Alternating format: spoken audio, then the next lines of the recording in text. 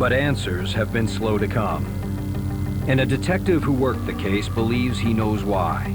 For about 18 months, from 2003 to 2004, after watching a VH1 documentary about Biggie's murder, an agent at the FBI decided their agency should open its own investigation into that homicide. And this agent decided to run with Russell Poole's theory that two LAPD cops named David Mack and Rafael Perez, along with a mortgage broker from Virginia named Amir Muhammad, were involved. And one of the biggest claims made by this former agent is that photos were shown to him by the LAPD showing those guys, Poole's prime suspects, at the scene of the crime, LA's Peterson Automotive Museum, that night. But that later those photos disappeared. And I think this story is a fascinating look at where the evidence for Biggie's murder came from and how it would actually be impossible for any of these photos to get disappeared by the LAPD. And as for this so-called missing image, is this it? Because not only do I have proof that this was turned over to the FBI, I also have the original footage that it came from. And in this episode, I'm also going to show you additional images from inside the parking garage that night that have never been shared before.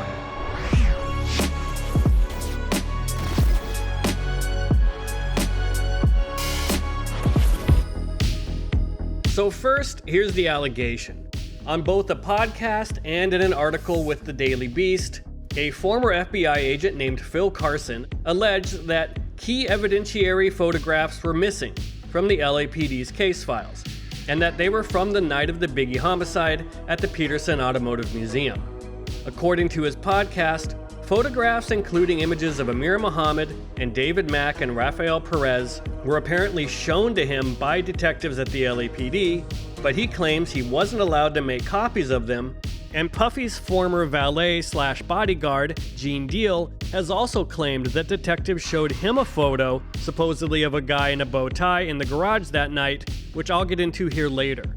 But first, let's focus on this image here, which I believe is the image that the FBI agent has claimed he was allowed to take with him from the LAPD's case files.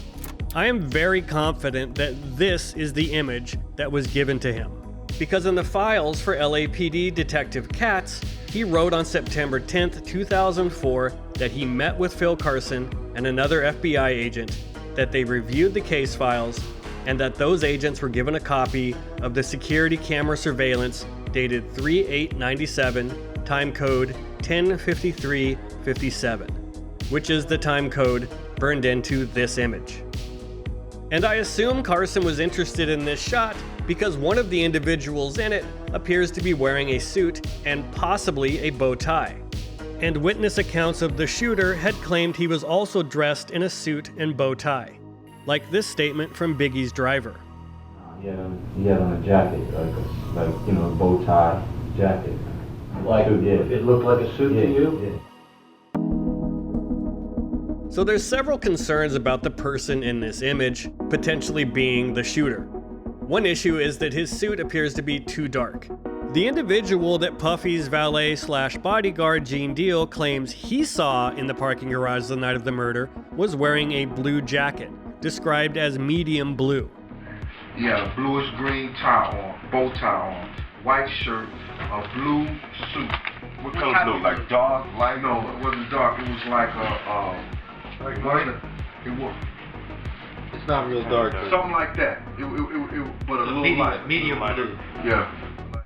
And the suit worn by the shooter in the car was described by Biggie's driver as light gray. It looked like a suit to you? Yeah. Like what lighter color? Like a lighter color. Like what shade of blue are you talking about? Like look at some of the blues around here. Not even blue. What was I'd say more gray. More gray? Yeah. A darker gray or lighter? A light gray? Okay. But this suit is clearly black, or at least very dark in color. And for comparison, we can see what a lighter color suit would look like in this footage by looking at the guy standing next to him on the right. So then I thought, let's check to make sure that this scan from the video is the best quality and hasn't been darkened or manipulated. and I have the entire night security camera footage from the museum, so I scrubbed through it to see if I could find this moment, and I did. Here it is. And it looks the same. The challenge with this security footage is that it's a reel of all of the cameras at the Peterson Museum, and it cycles through all of them every few seconds. So every camera angle only shows you about 6 seconds at a time, and then there's a big gap of about 2.5 minutes while it cycles through all of the other angles before it comes back to the one you were originally looking at. And then you see 6 seconds again, and then nothing for another 2.5 minutes. So we see these guys for a few frames, and then when the reel finally comes back to this angle again, about 2.5 minutes have passed, and they're gone. Unless this is those guys coming back, although it's hard to tell if it's the same people. And this screenshot was also enhanced by detectives just in case. So who was this guy? The time code shows that this clip is from nearly 2 hours before Biggie's murder. And this is inside the party, which you needed a physical invitation to attend. There was no guest list, and the door was strictly enforced because they were over capacity, and a lot of people weren't allowed in. And it seems highly unlikely that Biggie's killer would be hanging out inside the party for hours, walking around and letting everyone there get a good look at him when he's about to commit a murder. The fact is, this could be anybody.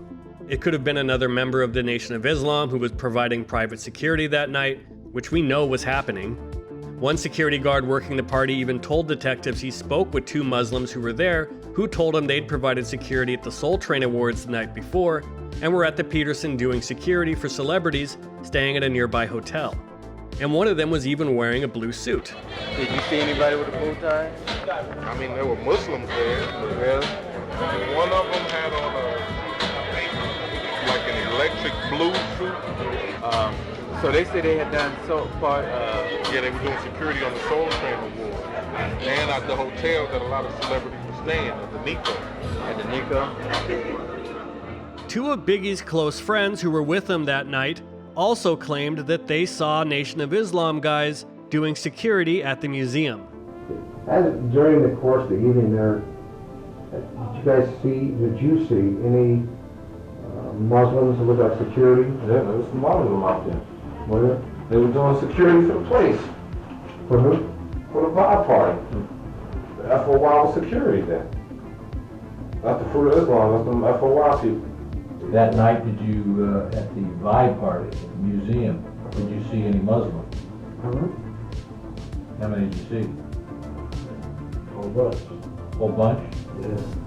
Right before he was shot, you saw? And when we came in, it was at the door. Come out, it was at the door.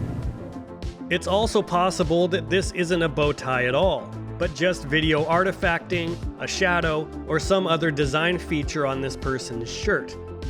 But regardless, I'm confident this photo was turned over to the FBI, and I think it's doubtful the killer was socializing inside the party for hours before the murder.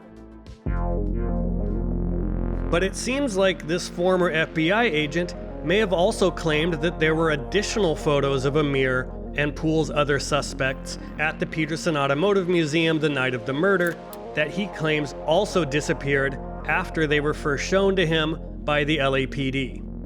But I've been through all of the photographic and video evidence in the case files multiple times, and I have no idea what other photos he could be talking about, and that's a problem for this whole claim.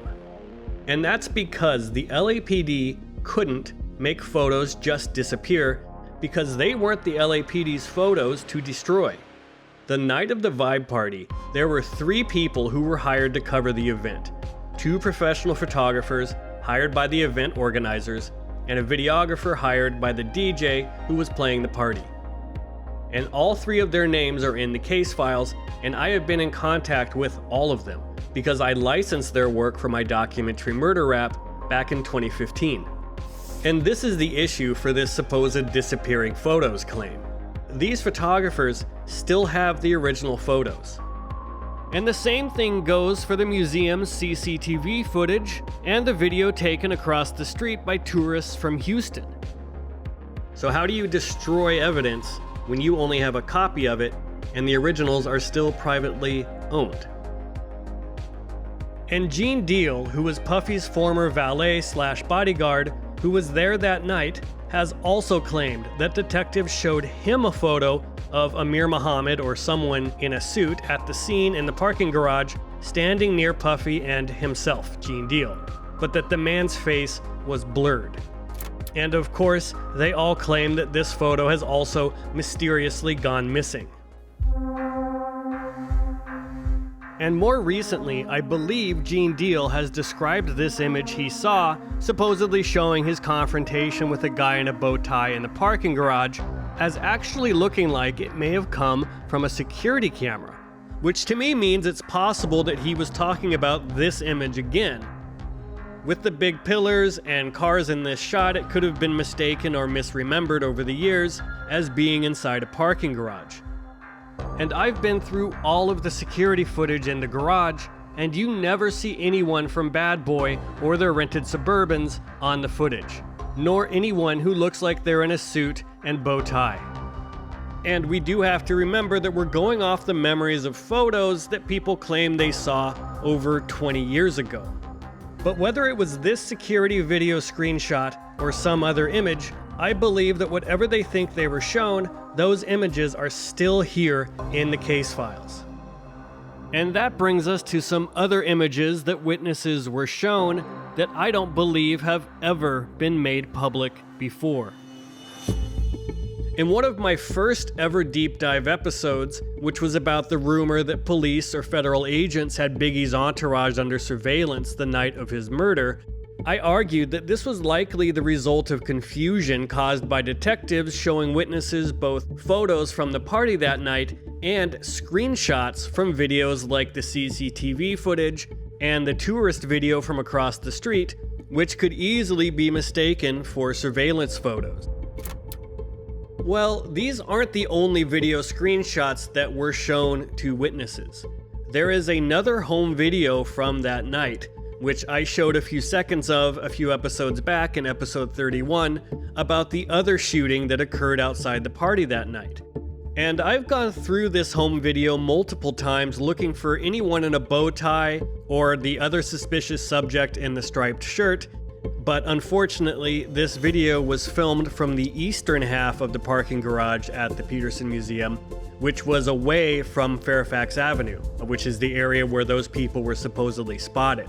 So there's just no one on this video that resembles any of those people, and you don't even ever see anyone from Bad Boy's entourage or their Suburbans being brought around, nothing. So this must have been taken either before they came out or after the shooting had already happened.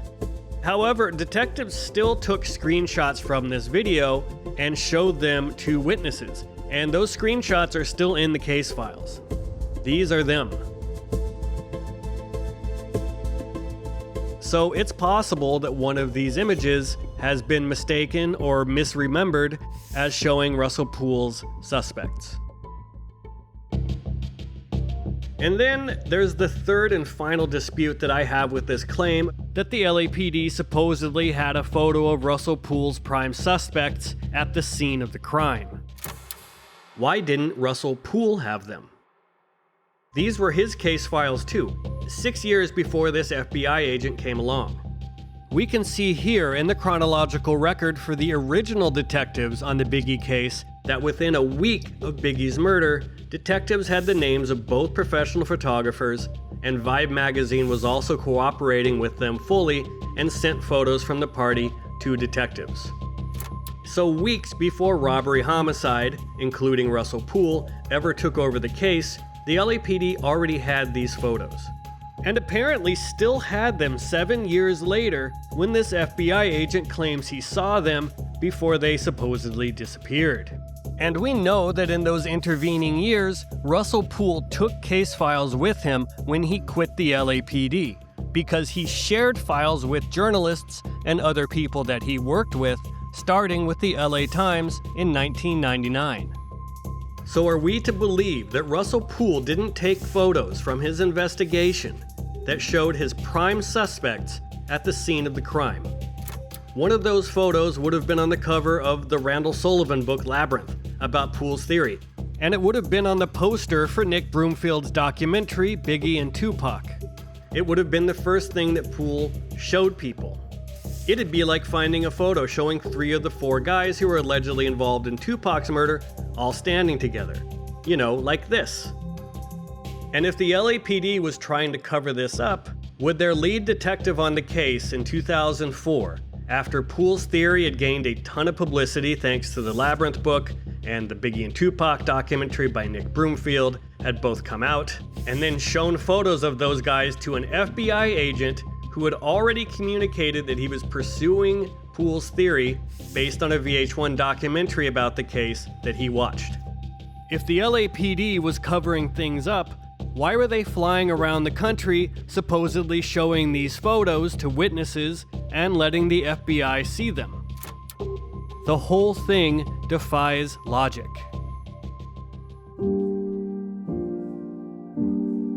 At the end of the day, nobody knows what this agent and Gene Deal saw but them. But I find it hard to accept the claim that magical photos exist supporting Russell Poole's case that Poole himself somehow didn't have, and that we just have to accept this on faith, especially since I've built this entire channel around bringing the receipts and backing up every claim I make with evidence.